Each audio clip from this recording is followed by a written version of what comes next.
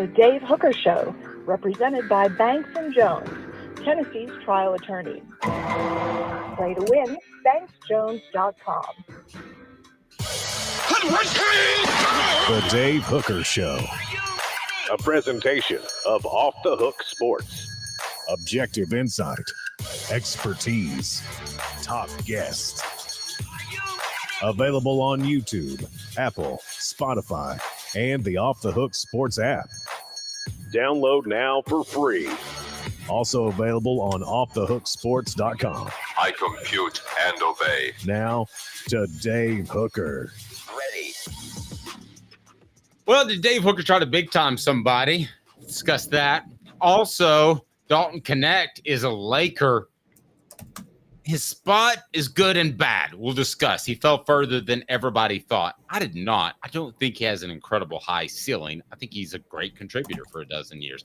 Tennessee, I believe, has the hottest athletic department in the nation. I'm going to make that argument here in just a little bit, brought to you by our friends at Aurora Spas, and also Neyland Stadium, not ranked in the top 10 toughest places to play by EA Sports. College football 25. That'll be a what the H. Tennessee loading up on future offensive linemen. Boy, I've got some info I can't wait to pass along to you with some recruiting news and where Tennessee stands. And the thing that I came away from when I was doing my research and my digging and my reporting is one word.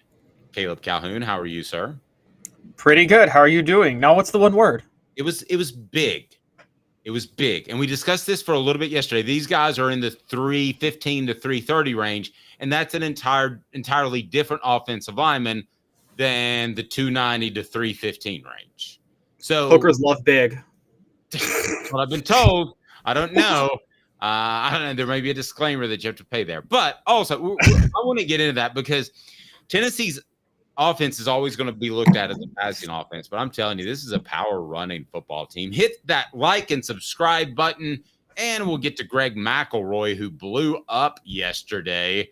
McElroy now apologizes to Tony Vitello. Well, thank you so much. And another apology from Kelly Stafford. And I would like to say kudos to Caleb Calhoun for picking a picture of Kelly Stafford on the thumbnail for the YouTube repurpose video where her derriere might have been half out. Is that what the kids call thongs nowadays? I feel like even thongs are outdated. That's Cisco in 2000. So I don't know what they call them now, but it's you say Dave, I'm 36. I know I'm younger than you, but I'm not Gen Z, so I'm not trendy either. My trend is skinny jeans. That's not in trend anymore, so No, skinny jeans are horrible. That was a bad look by your entire generation. Just like I'll admit flannel, Nirvana. That was a bad look for me. I did that. You got skinny jeans look great on you. Skinny jeans look great if you are the right. Dave, skinny jeans will look good on you now. You've gotten yourself in shape. Like you should rock the skinny jeans. Not doing it. Hit the like and subscribe button. I like linen, but I will just say, my wife said Is that on our site? That picture of Kelly Stafford's rear end? And my reply was, "That's hot." Yeah, that's what Caleb did, and I was proud of him. Oh, and lastly, I was a kid. We're going to get to it because I want to get to Dalton Knecht. He falls to the Lakers, but that may not be a bad thing. I didn't do you know who I am thing. Somebody accused me of that on the message board after 9/11, trying to get in a walkthrough, said I needed a credential to get to a walkthrough. They didn't give credentials for practice back then, Caleb.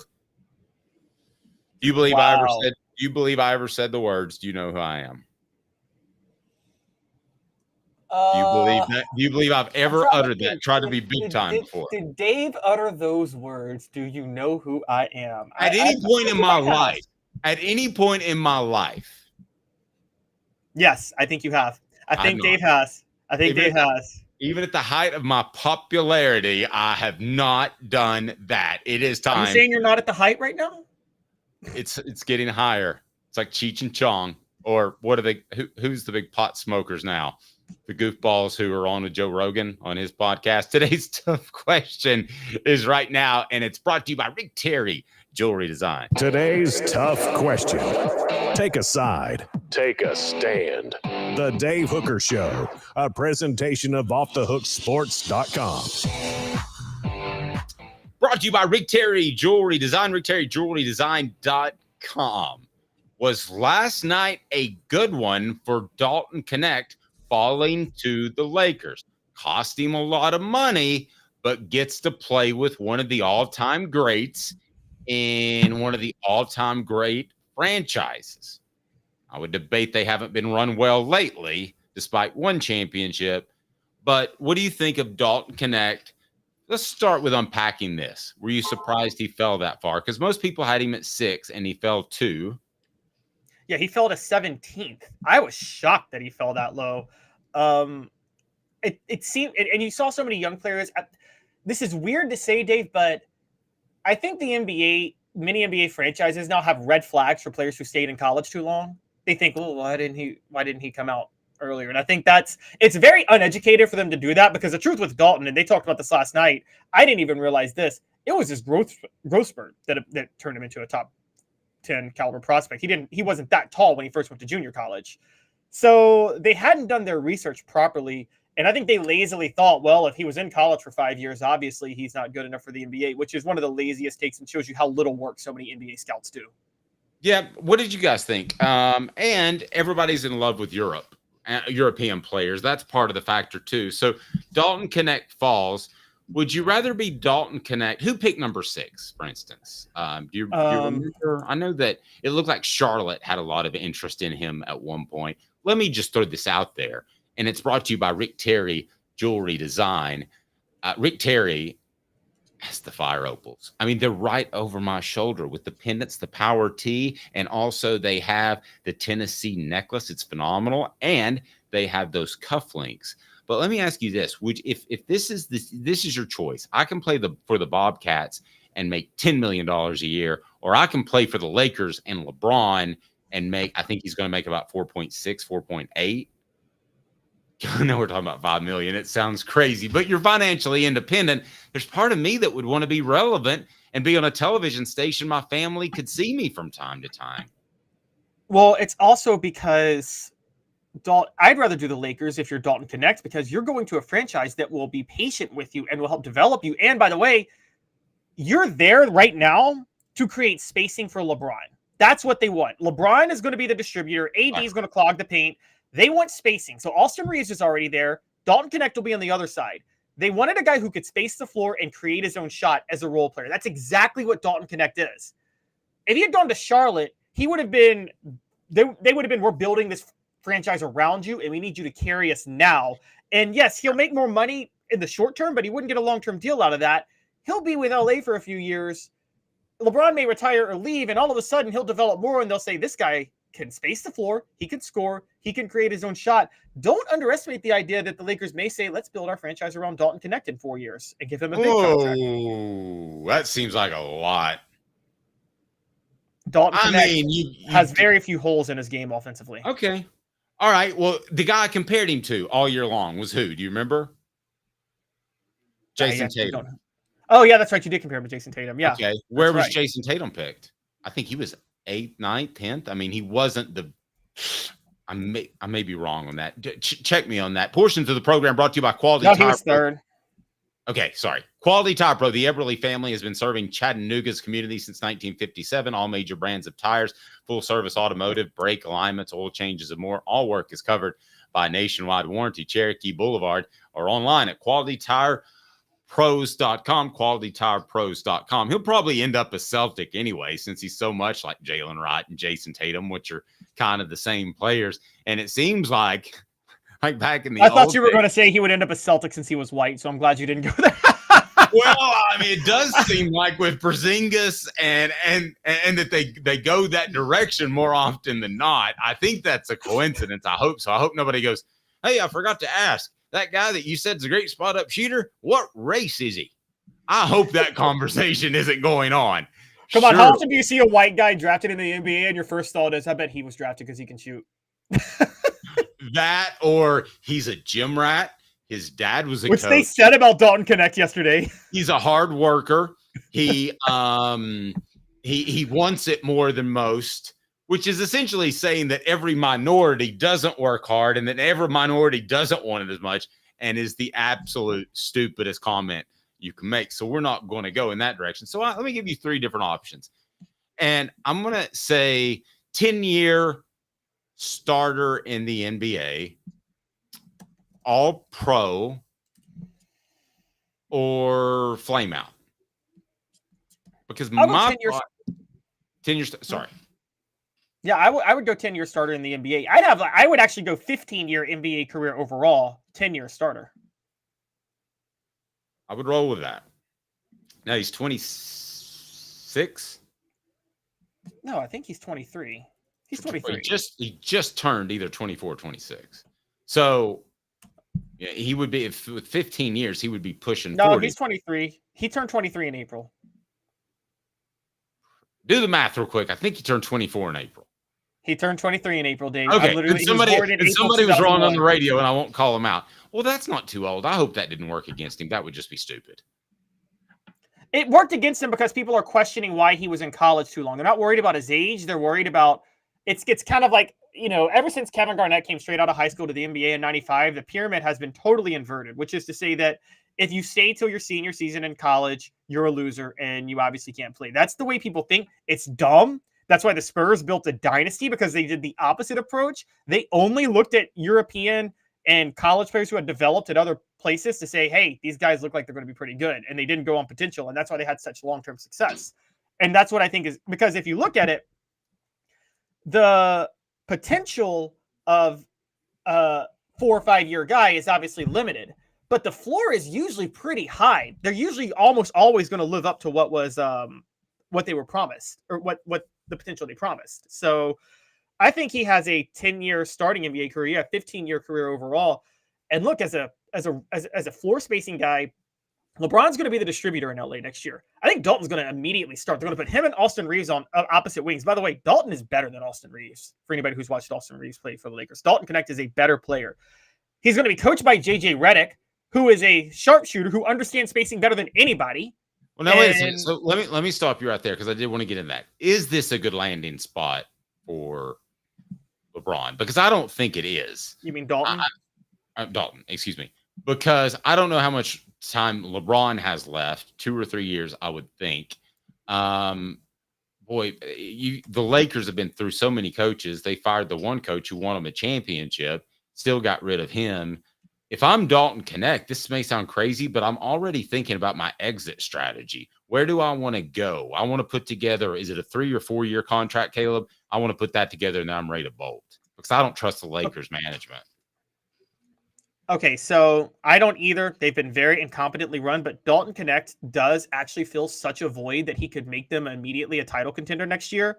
And so, Dave, over 2 years, I agree with that next year, but 3 years from now, what are the Lakers like? They're on their way down. Dave, if you're a starter on a team so what? If you're a starter on a team that wins a title, do you know how much that inflates your value once you're a free agent? Exactly. That's my point. If I'm Dalton Knecht, I want to turn myself into the best player possible. I want to win a championship, and I'm ready to go somewhere else. Yeah, that's exactly it. This could be even better for him. Think about this. Say he wins a championship over the next 2 years with LeBron on his way out. LeBron, Anthony Davis, Dalton Knecht, Austin Reeves, Dalton Knecht, the role player. LeBron's on his way out. Lakers collapse, but Dalton Knecht then becomes a leading go-to player for the Lakers for a couple of years. They're not good, but then he's a free agent. What do you see then? You see a guy who was a go-to scorer who was also a starter on a championship team. That's what is going to be seen. That is going to make him super valuable in the open market. And a name I'm going to throw out for you, Dave, I know him because you're a Celtics fan, so you know him because he was a backup on the Celtics team that won the title in 2008. I know him because he was the Grizzlies' leading scorer when I had season tickets to the Grizzlies one year. Remember James Posey? Barely, yes. He was a backup role player on the Celtics, but was their backup wing. Came in, hit a 3 or 2 a game, scored 7 points. Celtics go win a title. New Orleans gives him a long-term deal after that. And he just sits on that NBA money.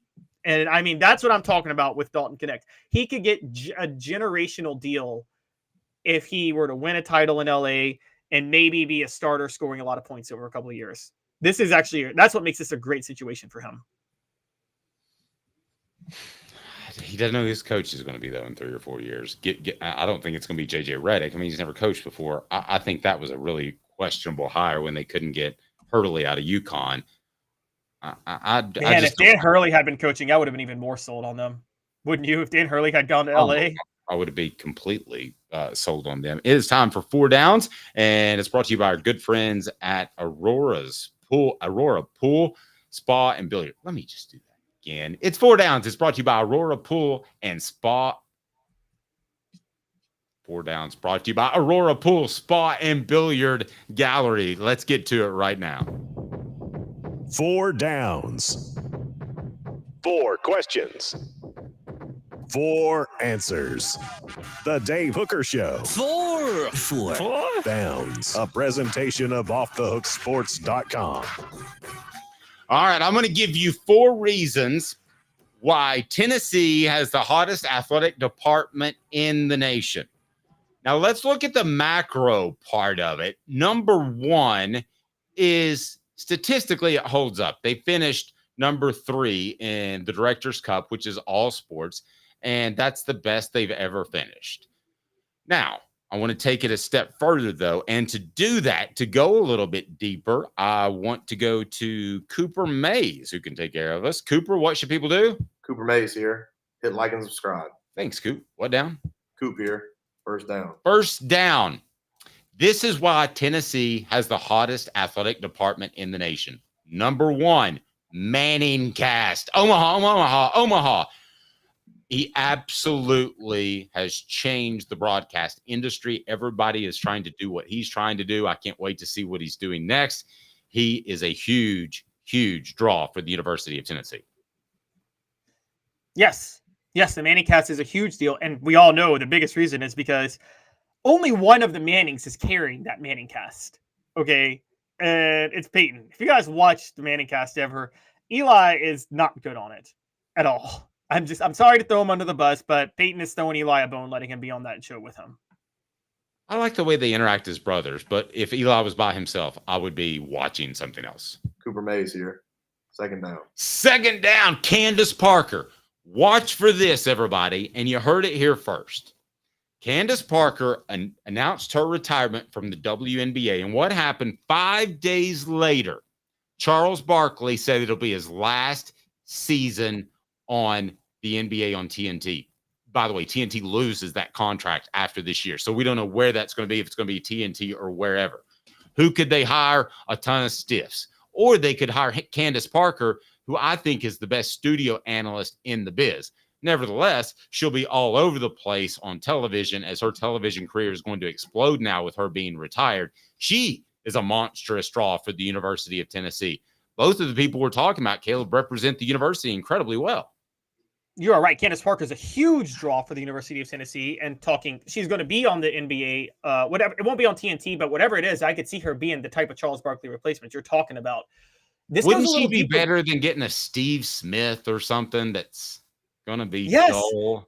This goes even deeper though, Dave. I don't know if you know this. You probably don't watch as much as I do, but as we know, the WNBA is exploding in popularity right now, which will give Candace Parker more to talk about. But ESPN's getting out ahead of it.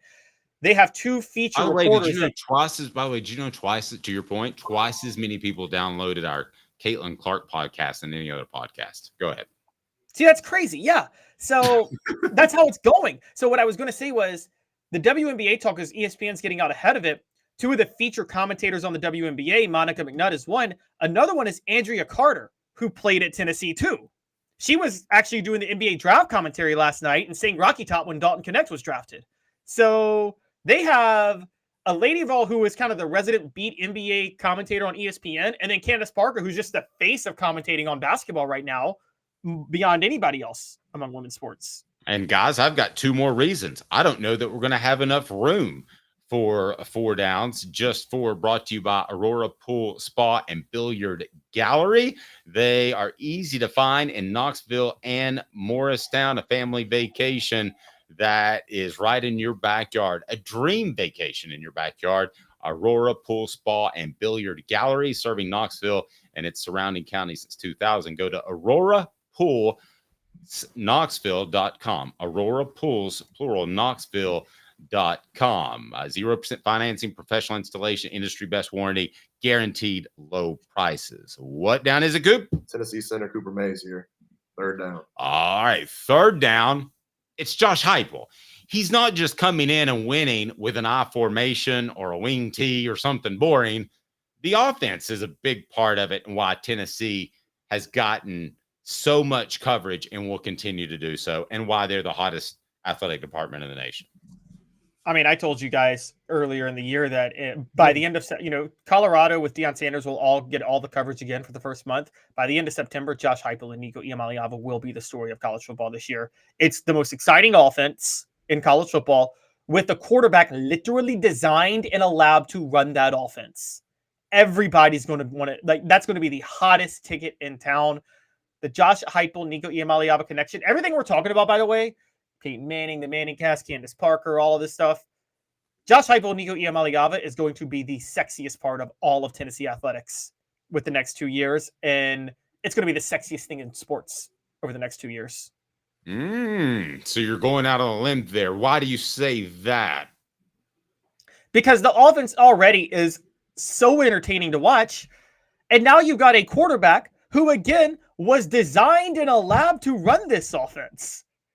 I mean, it's the greatest fit possible. You're going to see Nico Iamaleava. I mean, I'm sorry, you're going to be there. The talk with him will be like the talk around what Johnny Manziel was in 2012, Cam Newton in 2010, Tim Tebow in 2007. That's the type of talk Nico Iamaleava is going to get this year. Okay, so I think I know where you're going to go with this. Our poll question is up, and it's brought to you by Ray Varner Ford. What helps Vols publicity the most? I've got Peyton Manning up there. I've got Josh Heupel's offense. I've got Candace Parker. Dalton Knecht in LA are your four choices. It is on the YouTube page. And Smoky Mountain Red said, "That's hot." It is hot. And Caleb it also got a little bit from Hank Kingsley. Hey now. All right. We got Tennessee, by the way. Somebody posted on they were. Right, what's fourth down? Oh, we did fourth down. Oh, we didn't? No, we did fourth down. Let's do fourth down right now. All right. Cooper, what down is it? All SEC center Cooper Mays here. Fourth down. Sorry, that was Dalton Knecht. I mean, he's in LA. It doesn't compare to the other ones, but still, you have an NBA presence that you didn't have 24 hours ago in a big, big, big market. Yeah, you're right. That is fourth down. And the fifth down is Tennessee baseball and Tony Vitello are just exciting to watch. Forgot all about that. Yeah, I mean. And a sixth down, guys, Kim Caldwell is going to make the Lady Vols the hottest program in women's basketball in about 2 years with the style of play they're going to have. That's hot. Do you mean Coach Caldwell or do you mean Yes, I mean program? The program under Kim Caldwell. The Lady Vols program. You're married, so you can't be calling women hot. And by the way, Kim Caldwell is also an attractive coach, that's seventh down. All right. Hit the like and subscribe button. There are a lot of reasons. You and I aren't on the same page with Caldwell yet. So on which one? On how she looks or as No. She looks fine. She looks fine. But I'm not sold. I want to see a little bit more. I'll be the first to tell you, I don't have the Dave sources. Wants to see a little bit more of Kim. No, that sounded wrong. Wow, Dave, what is wrong with you? What is wrong with you? You know what I meant. But I look at this too, and I think she's got a lot of pressure on her. I hope the Lady Ball fan base gets behind her. But I think she'll at least do what Kelly Harper did. The question I have is, will she take it another step? 19th down, brought to you by Aurora. Well, 19th down is good-looking people like Dave and me covering Tennessee. I mean, that's 19th down, obviously. It's sorry, Josh Pate. I mean, you can't roll with this. People want to see more of us. It's exactly right. So the poll question, where do we stand on that? What do we got on our YouTube page, Caleb? Give me an update. All right, so on our YouTube page right now, the poll question. Sorry, I X'd out of the YouTube page for some reason. Sometimes I do really stupid stuff, not thinking on my computer when we're doing the show. I'll do it. Peyton I got it. Okay. What helps Vols publicity the most? Peyton Manning, Candace Parker, Josh Heupel's offense, Dalton Knecht in LA. It's 38% Peyton Manning, 62% Josh Heupel's offense. Neither one Neither of the other ones are getting votes. Everybody is pretty much like football. Yeah, I guess we thought it might be like that. That is our poll question today. That's right, Travis. Dave did say Lady Vols OnlyFans one time. Dave just like has these ideas in his head. Remember when you wrote that? Yes, I may have done that. That's our poll question today, and it's brought to you by our good friends at Ray Varner Ford. Big Ben 4x4, $29,743. A 2024 T250 low roof cargo van, $51,955. 24 model Ford F-150 4x4 crew cab, $46,929. Ray Varner Ford, your East Tennessee Ford dealership. All right, here we go. I don't understand this. I can't explain it. What the age? What the? What was he thinking? Release the hounds. The Dave Hooker Show. Keep cool. A presentation of offthehooksports.com. Let me be the first to tell you that I think the EA Sports games gets some player evaluations right and more accurately than some NFL scouts I've talked to. So I'll throw that out there. So it holds some water. This is not just a video game, but they have totally thrown shade at Neyland Stadium, and I will not stand for that. Where does Neyland Stadium rank on the toughest places to play? I want to get to that, but first, I want to see if I can guess number one. Caleb. Okay, guess number one. Okay, because I purposely didn't look at the list. And if somebody gets it on, I tell you what, actually our versus the NCAA shirts came in Tennessee finally 5 months later when there's no NCAA, but I'll give one of those if you can come up with the number one without looking it up. Promise me you won't look it up. LSU. Wrong. Tiger Stadium. Where does it rank? That's the toughest I've been to. Tiger Stadium is number 3. And my hot take is it should actually be lower, but I'll break that down why in a minute. Well, have you been to a game there? Yes, I've been to a game there. Okay. And I'll tell you why it should be lower. Okay. Because Tiger Stadium is only allowed at night. Okay, so we got a Kyle Field vote by Smoky Mountain Red. That would be Texas A&M's field. Is that who it is? Correct. Smoky Mountain Red. Okay, let's go down the list. Give me, before we get to where Neyland Stadium is, give me the top 5. All right, number 1 is Kyle Field. I can't hate that. By the way, Texas A&M is kind of known for having a really loud stadium, from my understanding. They got a crazy, and they're loud morning to night. And that's number 2, Bryant-Denny Stadium with Alabama. I would have said no to. Wait, Dave, you are judging this based on your coverage of them back in 2005 when you were at Tennessee and covering Alabama. It's not the same program as when you left, as it was when you stopped being a beat reporter for Tennessee, because you got to think, one, they filled in the upper deck of the stadium, and their fan base is finally much younger now because of Nick Saban. Remember, when you stopped covering Tennessee, Nick Saban was in his 3rd year? Well, no, let's hold on for a second, though. It's not that I'm drawing conclusions from that. It's just I think that's an older fan base. But that's my point. It's not older anymore, because it was older when you stopped covering them because Nick Saban had only been in his 3rd year. Nick Saban has brought in a ton of new legion of young fans. I'm just going to tell you that's bull. That LSU, Auburn is ahead of them, Florida is ahead of them, and maybe we'll do the vast it's tour not and the get all same the Alabama stadium you covered. No, I get it, but yeah, I talked to a lot of people who have been to Alabama more recently than me. Anyway, click the like and subscribe button. Who's next?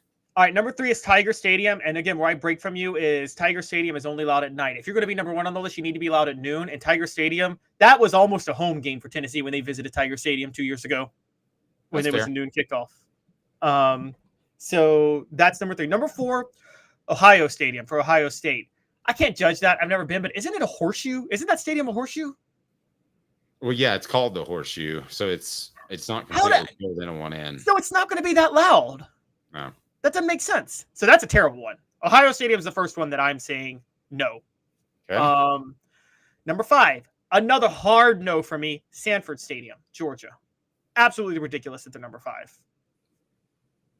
I will give you that one that I haven't been there lately, and I've heard it's a lot louder. I'm not going to back off the Alabama one, but I'll give you Georgia. I haven't been there in a long time, and I've heard it's a lot louder. So we're both a little bit ignorant in that regard.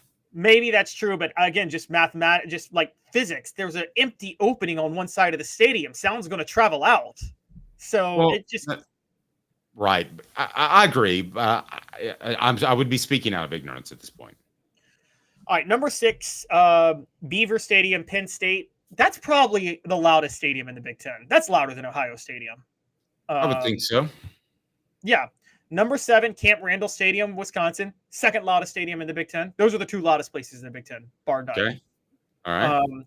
Number 8, another terrible one because it's another stadium not designed to hold in noise. Gaylord Family Oklahoma Memorial Stadium for the Sooners. That is not a top 10 loud stadium. I was told it was really impressive by the people that went, but again, I have not been there. So how many out of the top 10 are SEC schools? And by the way, Tennessee is 13 on this list. I'm going to finish through the list before we get to Tennessee, and then I'll tell you. But number 9 is Doak Campbell Stadium, Florida State. Number 10 is Ben Hill Griffin Stadium, Florida. Number 11 is Alston Stadium, Oregon. Number 12 is Memorial Stadium, Clemson. So number of SEC schools in the top 10, A&M, Alabama, LSU, Georgia, Oklahoma. 6 of the top 10 are SEC schools. 1's an ACC school, and 3 are Big Ten schools. Okay, so Caleb and I had a conversation the other day. We're not going to get into a bunch of list conversations, and this is part of the reason why. This is stupid. This list is terrible. I mean, it's all over the place. How's Auburn not mentioned? I mean, Auburn is down at 14, which is absolutely ridiculous.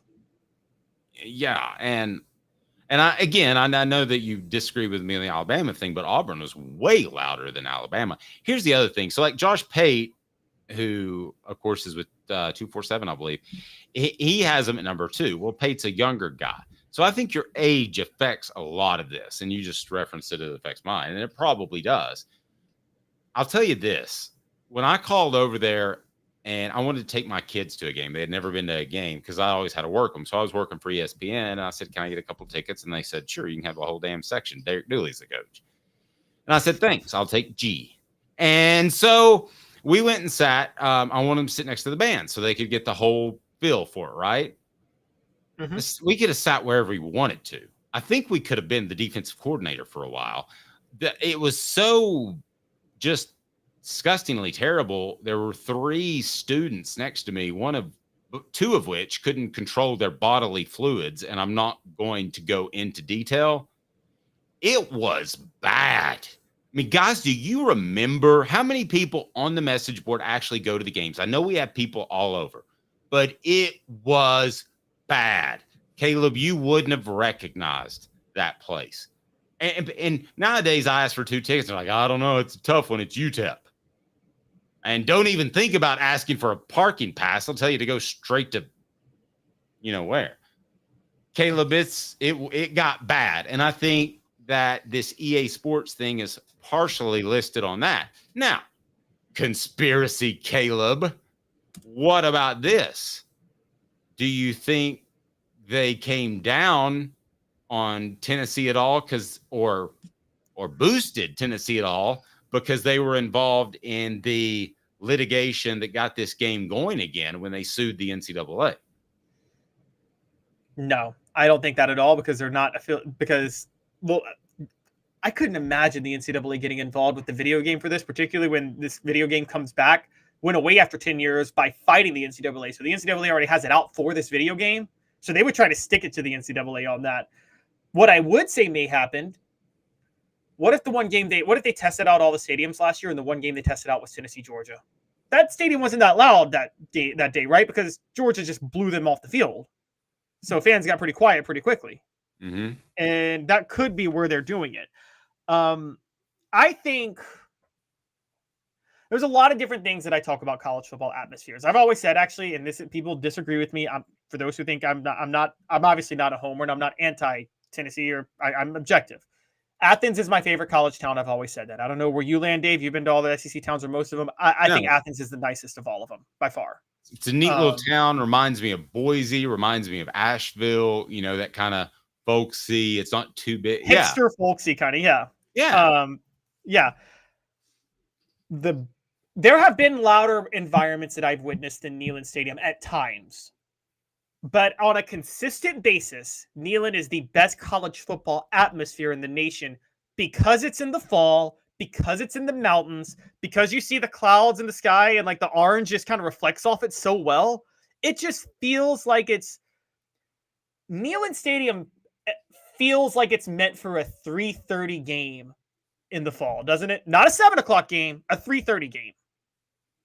I mean, and that's what I think it's. Oh. Yeah, you don't even want. There's something nebulous about that. I don't know why that is. Is that the Florida series coming out in this? Because it was always 3:30 on CBS in the 90s and 2000s. No, because honestly, like a lot of times the Florida game was at night. Like the '98 game, it was at night. It's a better setting at 3:30 than it is at night. Yeah, the '98 one was at night. CBS would always say, but the reason it was more epic in October when at 3:30 kickoff, the gray clouds are in the sky and it's reflecting the orange, and then the game ends at night, and it just felt like fall. That's what it felt like fall. You don't get is there any place in the country that feels more like fall than Neyland Stadium in an October 3:30 game? That's as good as it gets. As good as it gets. If you agree, hit that like and subscribe button. This day in Tennessee sports history coming up. And I'll remind you that portions of the program are brought to you by our good friends at the Hemp House, the premier hemp dispensary online with a wide variety, great selection, and strict standards to ensure you only receive the best in CBD or Delta products. Hemp House Chat with 2Ts.com, Hemp House Chat with 2Ts.com, or use the promo code HOOKED for 10% off. Hooked for 10% off. Back in 2 minutes, we're going to take a look at Tennessee's offensive line recruiting. It's better than you probably think, and it's an apology Thursday. Kelly Stafford decides it wasn't a great idea to say that she might have slept with one of her husband's teammates in college. Really? I would have never thought that would be a bad move. 2 minutes off the Hook Sports. Big Ben 4x4, $29,743. A 2024 T250 low roof cargo van, $51,955. 24 model Ford F-150 4x4 crew cab, $46,929. Ray Varner Ford, your East Tennessee Ford dealership. Sports Treasures in North Knoxville is one of the South's largest sports cards and memorabilia dealers, featuring over 10 million sports cards from vintage to modern. Sports Treasures carries a full line of hobby boxes, singles, autographed memorabilia, Tennessee Vol collectibles, fan cave decorations, and so much more. See a museum full of collectibles at Sports Treasures, 4819 North Broadway in Fountain City, and Sports Treasures on Facebook. Sports Treasures, where the real sports fan goes to shop. Have you seen the latest TriStar Hats Co. product? TriStar Hats Co.? What's that?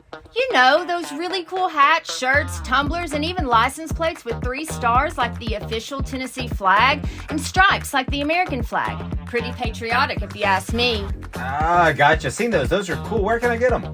Simple. TriStarHatsCo.com. And if you order now, there's 10% on any order $50 or more. Plus, use the promo code HOOKED. With the promo code HOOKED, you get 10% off. That's hooked. And don't forget free shipping with any order over $50. Stock up at TriStarHatsCo.com. That's TriStarHatsCo.com. There are plenty of wannabes out there, so make sure you go to TriStarHatsCo.com for the best quality and customer service. Will do, and I'll be sure to use the promo code HOOKED. That's hooked when I do, to save an additional 10% off. TriStarHatsCo.com. TriStar Hats Co. is a trademark of TriStar Hats Co. LLC. Any use without express written consent is prohibited. Now in its 45th year, the second and third generations continue Joe Neubert's commitment. His vision of what this business needed to be, we still try to live up to that. Joe Neubert Collision Center. The Dave Hooker Show, represented by Banks & Jones, Tennessee's trial attorney. Play to win, banksjones.com. You're listening to The Dave Hooker Show, a presentation of OffTheHookSports.com. The internet is full of pictures of each and every one of you. Available on YouTube, Apple, Spotify, and the Off the Hook Sports app. Download now for free. Is there nothing you people can't do? Also available on OffTheHookSports.com. We always like to answer questions on the message board. Mr. Gumps said, "Who is Kelly Stafford?" She's a tramp that slept with other. Wait. We're not gonna slut shame anybody based on what they do. Slut shaming? I'm saying she's bragging about it. But it's I'm not going to shame anybody for choosing to do what I'm they not do. shaming. I'm not shaming, but if you brag about it, that's a little different. If I said, "Oh, look at all the women that I've been with. I'm awesome. I treat these, girls like I just use them." You'd say you're a schmuck, wouldn't you? See? I don't know. I would just say we'll get to it, but yeah, I would just say I don't know why. I'll give you that. I don't know why she had to talk about this. I don't know why she had to publicize it, like, more than anything. Okay. She brought, but I don't know. I can't say she was wrong for doing it because I don't know everything that went on between her and Matthew Stafford. Well, they got kids, so a lot. All right, this day in Tennessee sports history, what do you got going on? Want to send a happy birthday to Glory Johnson, who played for the Lady Vols from 2008 to 2012. Probably would be in a much higher echelon among Tennessee athletics had she not had to play through the Pat Summitt dementia years. And she really helped carry that team through a really, really difficult time. I think that if Pat Summitt hadn't had her illness, Glory Johnson would have walked away with the national title. But unfortunately, that ended up not being the case. But she really helped Tennessee. She really helped carry Tennessee through probably its most difficult time in sports history. I think it's fair to say. No, she did. And I think that's very well said. This day in Tennessee sports history is brought to you by our fantastic friend T. Scott Jones, a show represented by Banks and Jones. Well, it's because they're Tennessee's trial attorney. You can play to win with Banks and Jones because they'll go to trial. You've heard of other lawyers. They say they'll go to trial and fight for you. They won't. They just want to settle. That's the easiest way out. Well, that's not Banks and Jones, led by T. Scott Jones. They won't settle. They'll go to trial for you. Tennessee's trial attorney. They play to win. Truly, Tennessee's trial attorney when it comes to criminal defense or personal injury. Why settle? It's Banks and Jones. T. Scott Jones. BanksandJones.com. All right, let's change gears to Greg McElroy, the video of perhaps the entire world yesterday, as Greg McElroy decided he was going to just rip Tony Vitello for the celebration after Game 3 of the College World Series Finals, in which Tennessee was national champions. Now, Greg McElroy has apologized. What did he say exactly verbatim? Caleb, do you have that in front of you? Yeah, and I'm going to set up the context first for people who weren't on our show yesterday. So Greg McElroy called Tony Vitello celebrating with the crowd after he won the national title in baseball. He called Tony Vitello's actions, quote, embarrassing and appalling, which was the most ridiculous thing I have ever heard anybody say about celebrating a national title. So now, can I say one thing? I'm going to change my stance a little. Because that WWE thing where you're hitting the sides of your hips and it's supposed to be, you know what it's supposed to be. I'm not crazy about that. Like, you know what this reminded me of all of a sudden? The Peerless Price throat slashing in the national championship game. Do you remember that? That got a lot of negative publicity after. I think there's some comparisons there in that it's not the end of the world. Come on. Yeah, and that meant something when it was out in the Attitude Era, the era of DX in 99, but now it just means like stick it to anybody. You know what I mean? You're just saying like stick it to the haters. So I don't know. I just thought that didn't seem like it was where Greg McElroy was going at. And honestly, his apology, his explanation, I'm not going to say it made it worse, but it made it weirder. So let's just play that real quick. Yeah, let's go with that right now.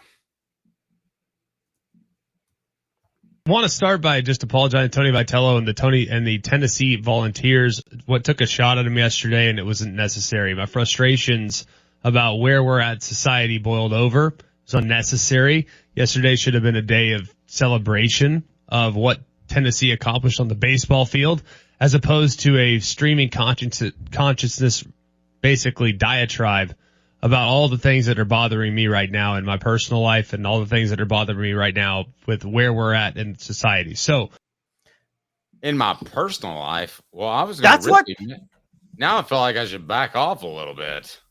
Now What's going on? That's what I said was weird. What's going on in his personal life? Like, is Tony Vitello dating your wife? I mean, like, that's my only explanation I could think. Maybe his wife's dating Kelly Stafford. Well, that'd be pretty hot, actually. I mean, it is. I didn't hear the personal life part when I heard the clip of it. Well, I hope everything's okay.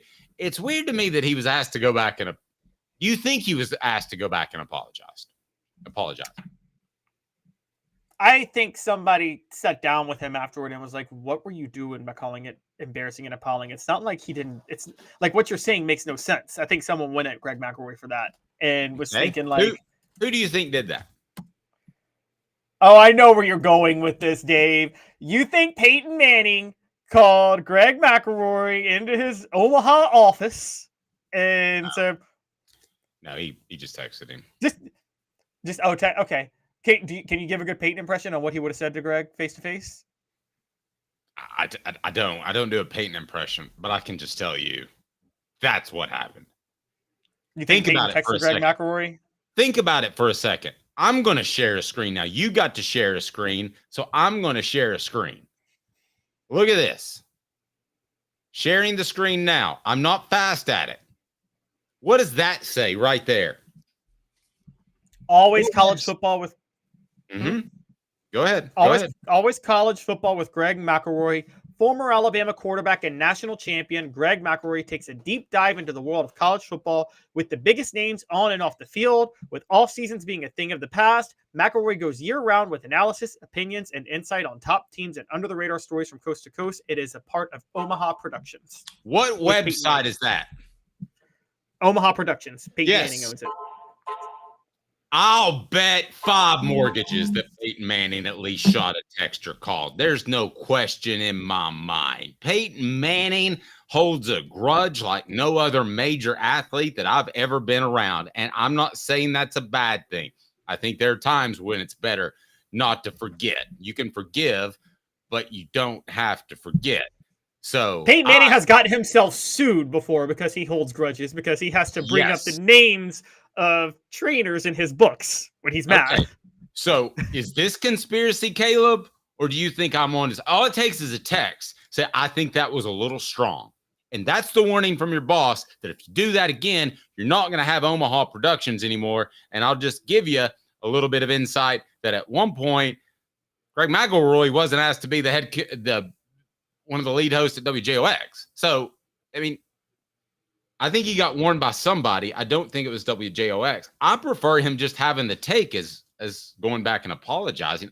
I don't think I've ever gone back and apologized except for when I playfully said Hendon Hooker shouldn't go to the NFL because it was the Lions. You knew I was joking in that column. I hope it read that way. But I wrote an apology column later for fun. No, if you're going to say something, stand by it. That to me is now the most troublesome part.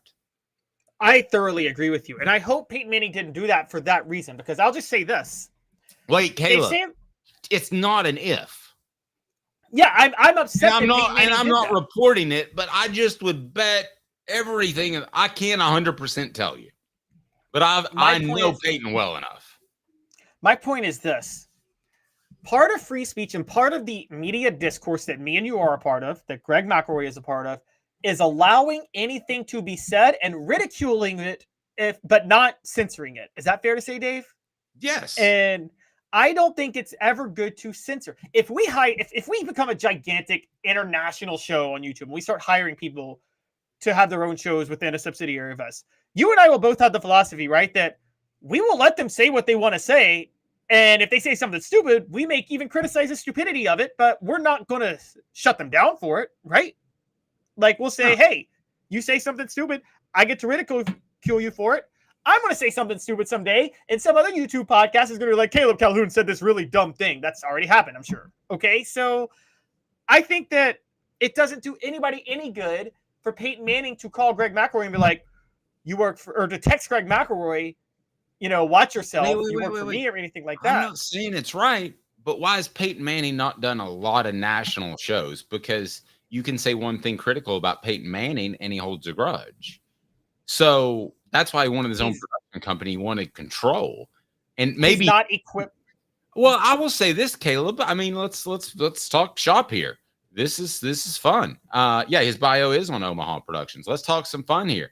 If Caleb said Josh Heupel's an idiot, and short of him acting like an idiot, would I call and say I think that was a little strong, Caleb? Now, how you responded, that would be up to you. If you said, no, I'm standing by, Josh Heupel's an idiot. Okay, well, that's up to you. But I think that given what we do and what he does for Peyton Manning, that it's not out of the ordinary for a text or phone call to be made and just say, hey, now. Well, then Greg McElroy could have maybe stood by and said, I didn't agree with Tony Vitello's actions. Maybe I shouldn't have called it a polling. I would come back to you and say, okay, maybe I don't think Josh Heupel's an idiot, but I don't think he's a good in-game coach. And there are people that the reason I would push back on you with that, if you told me, I would be fine with that. I would be fine with you. I would prefer you take that stance instead of folding. No, I agree. The only reason I might push back on you saying it was a little strong for me to say Josh Heupel is an idiot is because there are coaches we've called idiots. There's quite a few, actually. But right now, we don't think he's an idiot, and it wouldn't behoove we don't us. think Heupel's an idiot. Yeah, I mean, if we were sitting here, and I know a lot of people don't believe this, but if we were sitting here during the Derek Dooley and Butch Jones eras, should they even be called eras, we would be making fun of them all the time. You would have a really good idea that Caleb and I didn't think they could coach. Maybe me a little bit earlier in their tenures based off things I heard than Caleb. But eventually you would see that both of us were not on board with those dudes. That's not the case with Josh Heupel. I can't imagine he would do anything that would make him look idiotic. Now, if he did a Texas A&M and went to Oklahoma one day, that would make people mad. But or Texas, even if what's that? Texas, you mean Texas A&M? You're talking about the Texas A&M baseball. Well, the Texas A&M coach left. Oh yeah. If he did that, people would be mad. But still, you'd have to give him his props for leaving the program in better shape than it was when he took over. Well, I couldn't find the bio either on Mac. We'll share that link here in a second. It's funny you say that because part of what would make it easier for us with Dooley and Jones, and guys, I don't take things like personal. I don't, but I'm like, if you're going to be smug to me as a reporter and you're not producing, I will come down harder. As you know, Dave, you covered him.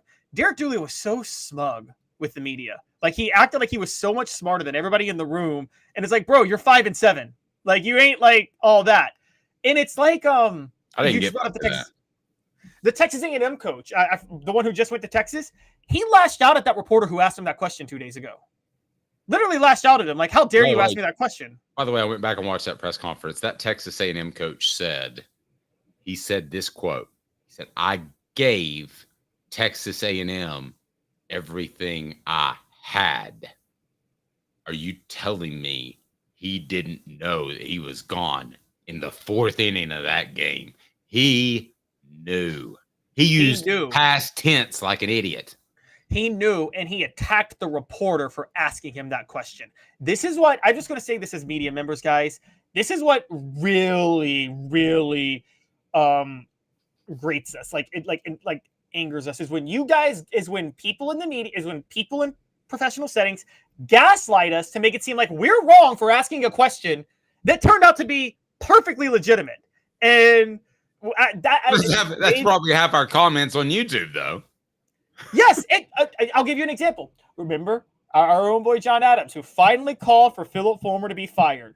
And then they let the Knoxville News Sentinel have Fulmer take out this response column to John Adams. And everybody went at John Adams like, how dare you ask for Fulmer to be fired? Within 2 months of that season, everybody wanted Fulmer fired. And so it was just like John Adams called for it. People got mad. And then 2 months later, like, oh, yeah, no, Fulmer should be fired. And I'm sorry, that's just one of my biggest pet peeves is when you lash out at us. When Nick Saban lashes out at a reporter, how many times do I have to say I'm not going to be the coach at Alabama? I don't know. How many times does he have to ask it when you're lying every time? So Greg McElroy and Don Self are two very different people. McElroy likes to speak in hyperbole. Don Self says customer service still matters, and it does. That's because he'll make sure your claim's taken care of. Everybody wants to save money right now, but go to donself.net. Don's based out of the Chattanooga area, but he is such a good guy. He will help you get hooked up with another State Farm agent if he can't take care of you. DonSelf.net, DonSelf.net, or call 423-396-2126, 423-396-2126. Now, the other possibility, which I don't understand why they would do it, is I guess a PD, a program director, sorry, talking jargon, for the radio station could say that, but that's in Birmingham. I don't know why they would. There's just no reason. If that was in Knoxville, it could be any number of people. If you said that about Vitello, there's no reason WJOX would say it. There's every reason why Peyton Manning would say it. Maybe sometimes, and Dave, this has happened to you, and I'm sure this has definitely happened to me at work. Sometimes my boss has come down on me because she's worried about what her boss will say to her if she doesn't address what she didn't like about something I did. So maybe Peyton's the boss's boss's boss. That's what I'm saying. Maybe the program director was like, well, this person's going to come down on me because this person came down on them because Peyton came down on him. So I better nip this in the bud now. That could be what happened. How often, Dave, have you never had a boss come down on you because they were worried about higher ups coming down on them if they don't come down on you? That's absolutely happened to me. Yeah, no, I think catching a manager in a bad mood is always a bad thing. But people get touchy when you're close to an insecurity. People got upset with us yesterday because I thought Donde Plowman's comments were so goofy and kind of seemed unsupportive of Danny White at times. But people weren't real happy about that. But just the apology getting back to McElroy, I hope everything's fine with his personal life. I know he doesn't apparently like society, but we all have to be a part of it together. So here's hoping that things work out for Greg. I'm so sick of the whole, where are we at in society today? You know how many people have been saying that for 150 years? Always, this society's a problem. It's like 150. How about 4,000 or 2,000? Or yeah, I mean, yeah, 2,000. Every single generation is like, this generation's in moral decay, and it's like, okay, can you guys just stop? Like, I still remember my favorite quote from the Bible is, I think that Sodom and Gomorrah have a problem. Society has a problem. Newsflash, society's always had problems. It always will. And when people were like, back in my day, well, there were problems back in your day too. Okay? So, yeah. Hit that like and subscribe button now. We greatly appreciate that. We're going to take a 2-minute break. We'll get into that Kelly Stafford apology, and also Tennessee loading up on future offensive linemen. Now, this information is available on our Hooker's Corner, our Patreon page. We would love for you to join that. You can, oops, that's the wrong button, and that other button isn't there. So, que sera, we had a little power outage. Let's take a break. He's Caleb Calhoun. I'm Dave Hooker. In 2 minutes, the offensive lineman you need to know about on Off the Hook Sports. 5th year, the second and third generations continue Joe Neubert's commitment. His vision of what this business needed to be, we still try to live up to that. If we wouldn't put our family in it, we're not going to put their family in it. If you're going to say that you're doing the best work in Knoxville, now saying it's one thing, producing it and providing it's another. The largest family-owned collision center in Knoxville is Joe Neubert Collision Center. Hi, I'm Rick Terry, and we at Rick Terry Jewelry Designs pride ourselves in the highest quality craftsmanship from a family-owned business here in Knoxville for over 35 years. At Rick Terry Jewelry Designs, we also take pride in being an affordable option for all your game day accessories, especially those fire opals. At Rick Terry Jewelry Designs, we want to be your jeweler every day and especially on game day. Go Vols! Hi, Mike Davis here with City Heating and Air, reminding you to always dare to compare. Our team provides quality local heating and air service, installation, and maintenance across East Tennessee. We use only the best equipment like American Standard heating and air conditioning for your residential, new construction, or commercial needs. Honesty, dependability, and customer satisfaction have been the cornerstones of our business since 1961. City Heat and Air. Dare to compare. Experience it all at Ray Varner Ford in Clinton. Need a quick fix or maintenance? Visit our Quick Lane Tire and Auto Center. Keep your Ford running smoothly with the experts in our service department. Ready for your next Ford? Our sales team is here to guide you to this 24 Ford Bronco Sport Big Ben 4x4, $29,743. A 2024 T250 low roof cargo van, $51,955. 24 model Ford F-150 4x4 crew cab, $46,929. Local you trust, experience you can afford. Ray Varner Ford, your East Tennessee Ford dealership. I'm your Huckleberry. My goodness, I'm having some technical difficulties today. The Dave Hooker Show, represented by Banks and Jones, Tennessee's trial attorneys. Play to win, banksjones.com. Who's this guy? Hello, wizard. The Dave Hooker Show, Who? a presentation of Off the Hook Sports, What? YouTube, Apple, Spotify, and the free Off the Hook Sports app. Back to Dave Hooker. Welcome back. If you could, please, Caleb, pull up a story that is on the Hooker's Corner Patreon page where you can be a John. We're determining what prizes we're going to give away. Do you have any thoughts on the message board? Is there anything particular? Maybe a Tony Vitello something. It's brought to you by Sports Treasures. Sports Treasures has over 5 million sports treasures. That's a lot of sports treasures and so much more. Follow them on Facebook for the best sports memorabilia daily updates at Sports Treasures TN. Sports Treasures TN. And yes, Omaha production does need a Hooker show. There's no question about that. Hook and Caleb. So there we go. All right. So, Caleb, Hooker and John. Yeah, I like that. All right. So, all right. Let's get to Tennessee's offensive line recruiting. Now, this is on our Patreon page currently. It posted, I believe, yesterday. And Tennessee's offensive line recruiting is going very, very well. Now, obviously, there is one gem that would make everything incredible for the Vols. Who is that? Caleb Calhoun. And what can you tell me about Mr. Sanders? He would be 5-star David Sanders Jr.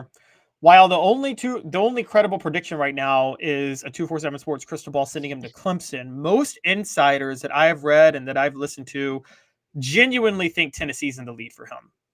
And FYI, that Clemson thing from covering recruiting has sat there for a while, and a lot of times guys won't change until they feel certain about the second school. You don't want to change twice. Yes, that's very true. That makes a lot of sense. And so with that in mind, Tennessee right now has 3 offensive linemen committed for 2025. They have Anthony Ogumoro, who is a 3-star out of Oklahoma. They have Nick Moore, who is a 4-star out of an in-state 4-star, who doubles as a defensive tackle, but will play interior line next year. And center specifically. And so far, their crown jewel is Douglas Utu out of Vegas, who is a 4-star. He's actually a 5-star on Rivals, believe it or not, even though Nick Moore is a 3-star on Rivals. So take what you will with that. But long story short, those 2 average out to 4 stars as interior offensive linemen. 2 key interior offensive linemen, which we talked about for a while, Dave. The interior line is the most important part of Josh Heupel, maybe the most important part of Josh Heupel's offense outside of the quarterback, because they make everything else go. You need that vertical rushing attack. I've said this for a while. Running back's actually not that important. You just need a guy that can see the hole. You need your interior offensive line to be elite if you're going to have the system work. Yep, very true. So Sanders is one. He's out of Charlotte, North Carolina. This is all on our Hooker's Corner page. We would encourage you to sign up for just $9.98 a month. 4-star offensive tackle Juan Gaston, and if you sign up, you get a free Hooker t-shirt. And 3-star interior offensive lineman Jacoby Ward. So let's look at Ward first. Seems likely to end up in the SEC. He's considering Tennessee, Auburn, and LSU.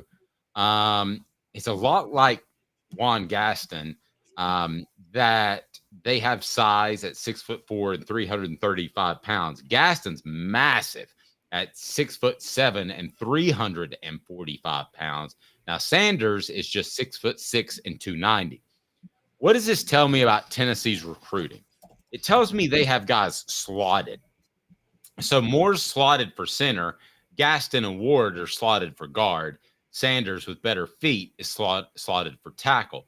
That's another evolution in recruiting, guys. When you're not just taking an offensive lineman and hoping he can fit in somewhere, you're taking an offensive lineman that you believe can play this specific position, and he's there.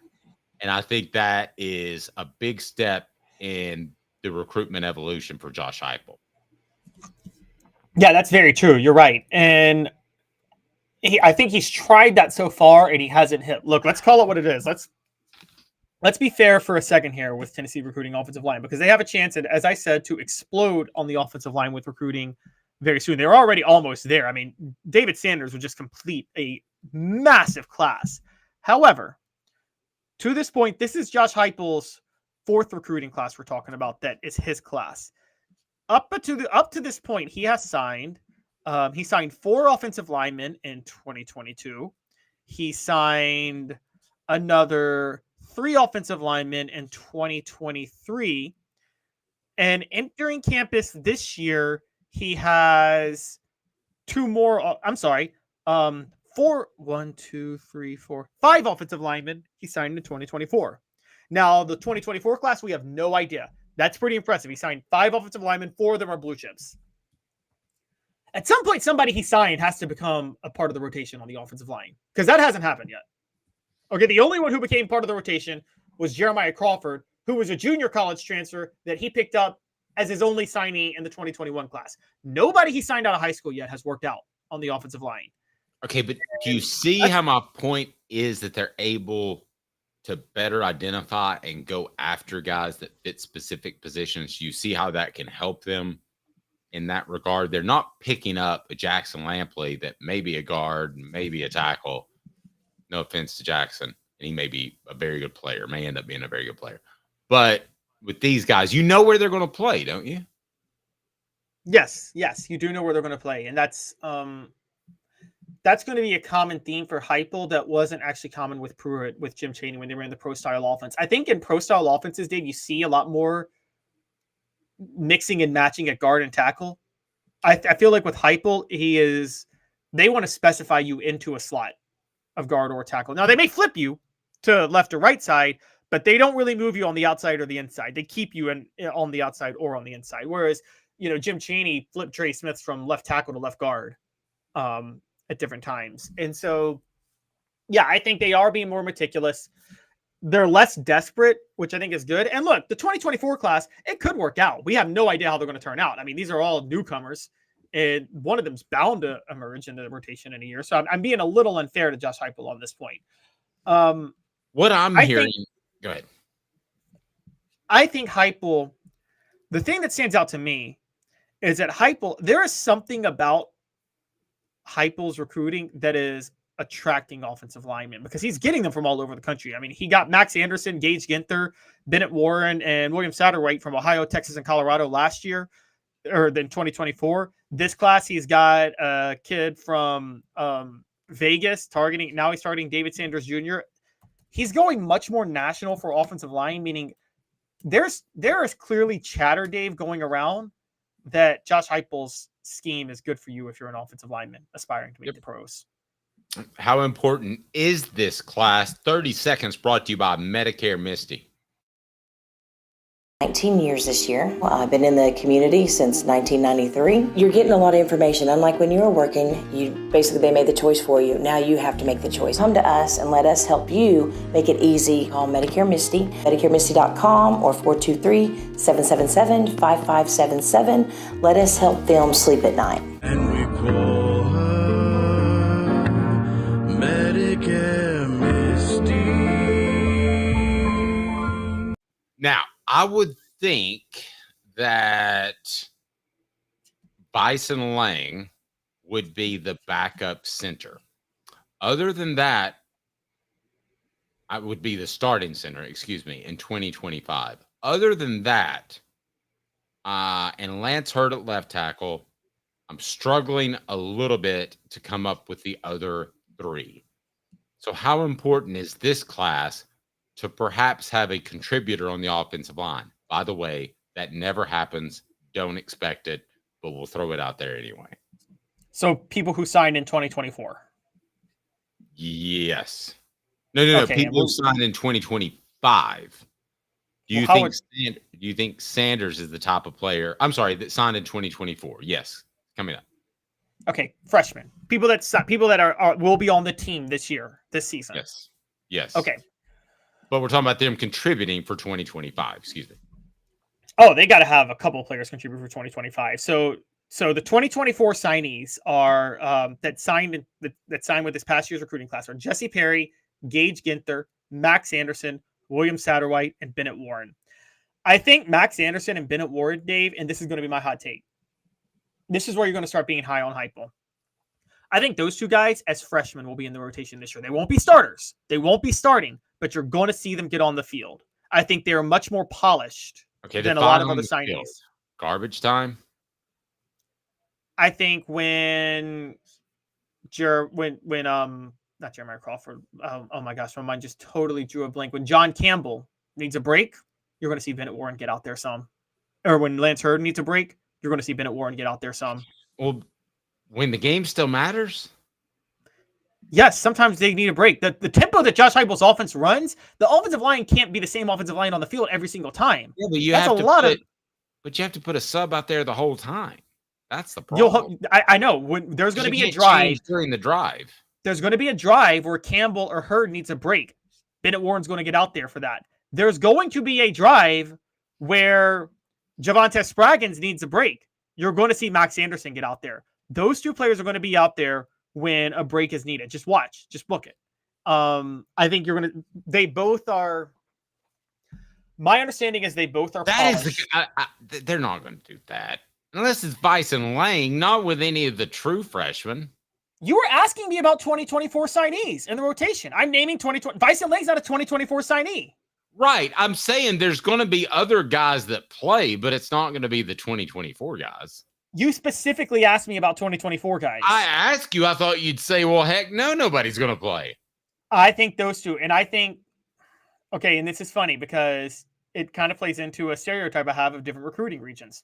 I think Texas kids show up more polished than a lot of other kids. They have a lower ceiling. They show up more polished. Dave, you covered Michael Munoz. He was ready to start as a freshman. Now, his ceiling was low. He didn't get much better through his 4 years at Tennessee. But he was ready to start as a freshman.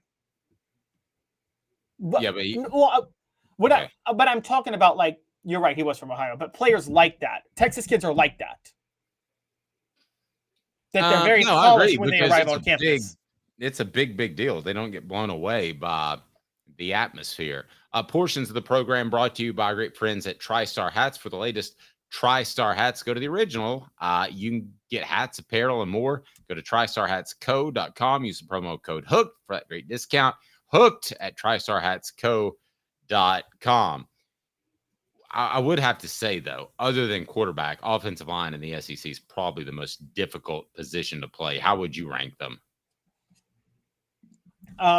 Okay, most difficult positions in the SEC.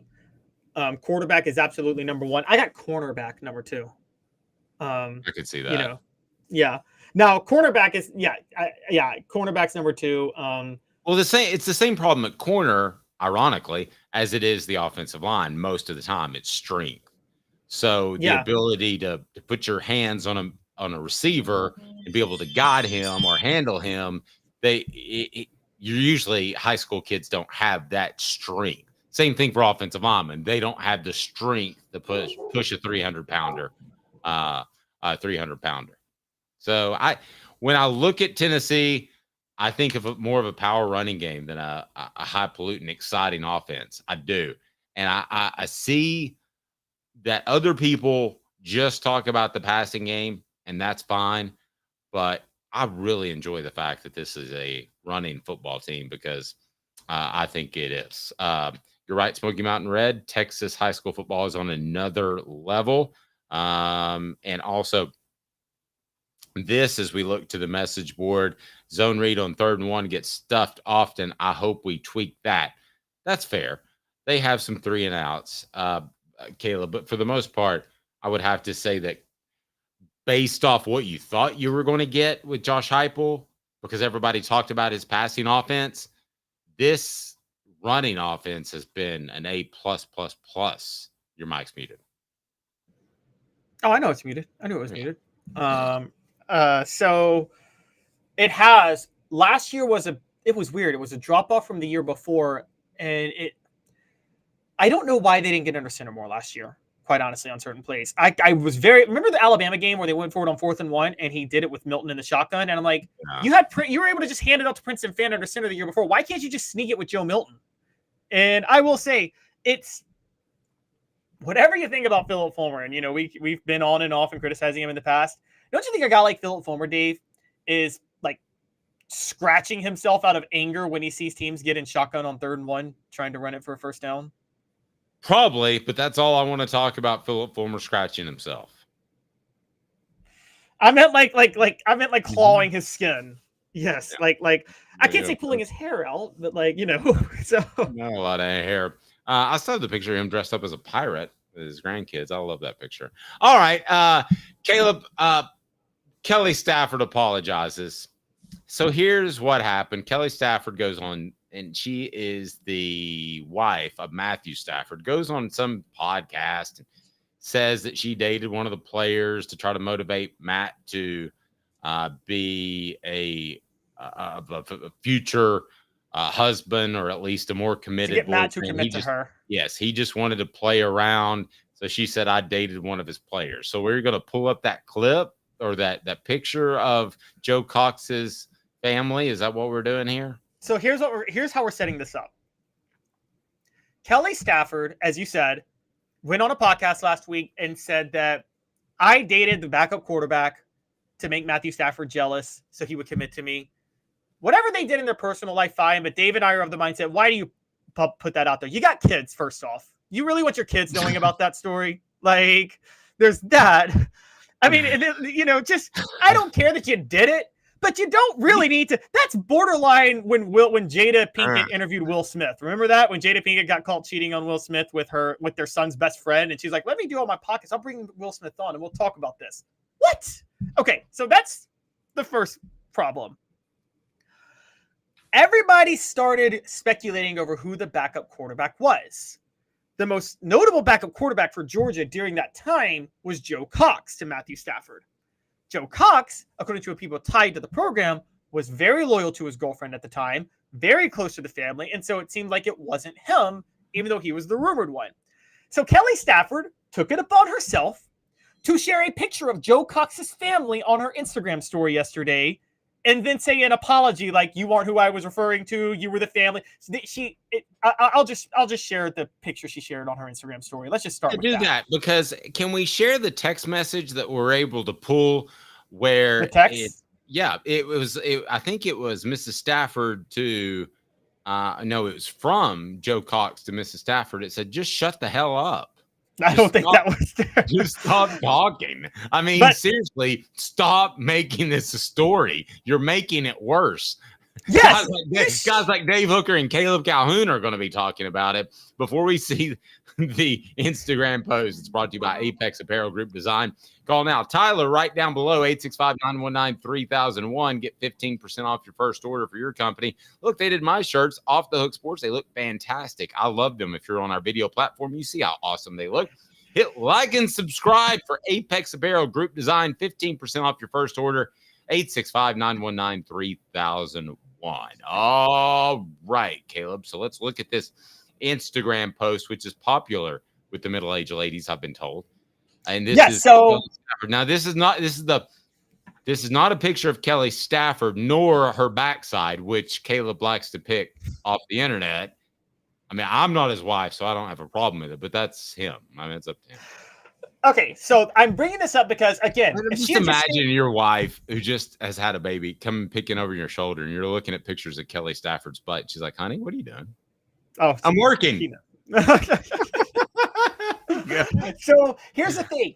She didn't just share a picture of Joe Cox. She shared a picture of Joe Cox's whole family when this story was already breathing down Joe Cox's neck, and she thinks she did him a favor by that. So here's what Can she even be 100% sure that none of those kids are hers?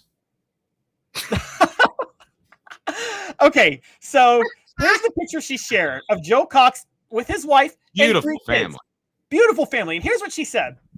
to this beautiful family. I am sorry for the media storm that happened last week that made its way into your lives. You had zero involvement in what I spoke about. And in fact, it was y'all's relationship in college that I looked up to and wanted for me and Matthew.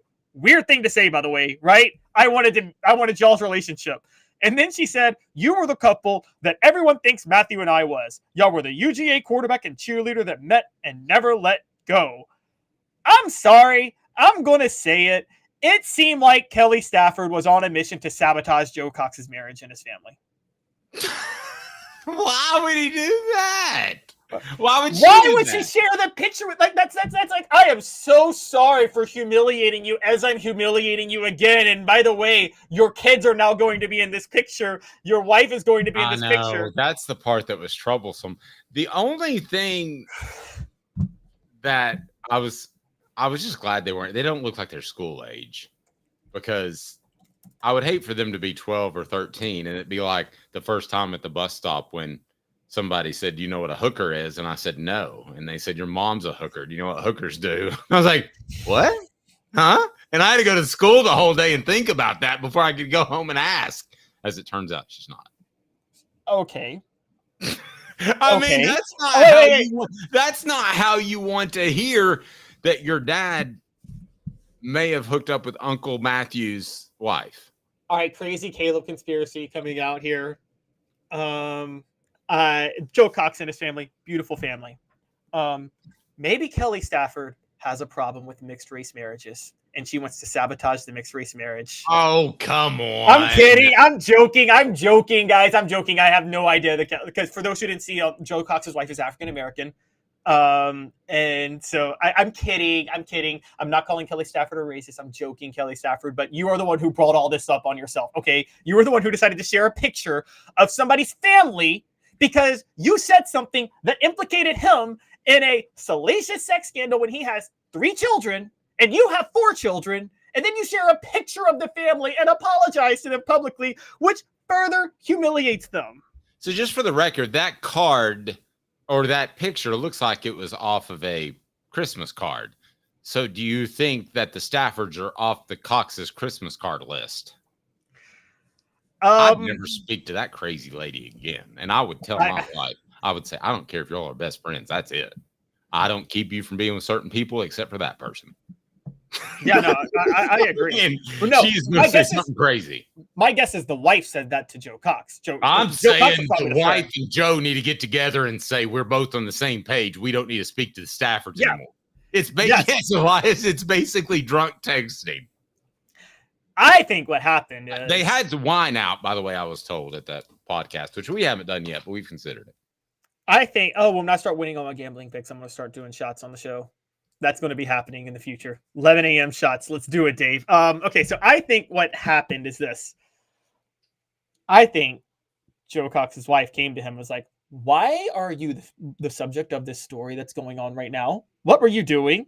And then... Well, of course, if your wife suddenly saw you at the center of this controversy, it's not like you're not going to ask. Yes. And so I think probably Joe talked to Matthew.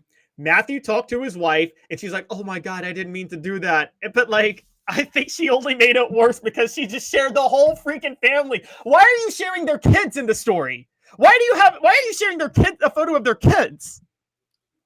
Buddy, I don't know. Portions of the program brought to you by Neubert Collision Center. As one person posted, why do women do the things they do? Same thing for men. We're all crazy. 35th year, the second and third generations continue Joe Neubert's commitment. His vision of what this business needed to be, we still try to live up to that. Joe Neubert Collision Center. All right, that'll do it for us. He's Caleb Calhoun. I'm Dave Hooker. This has been a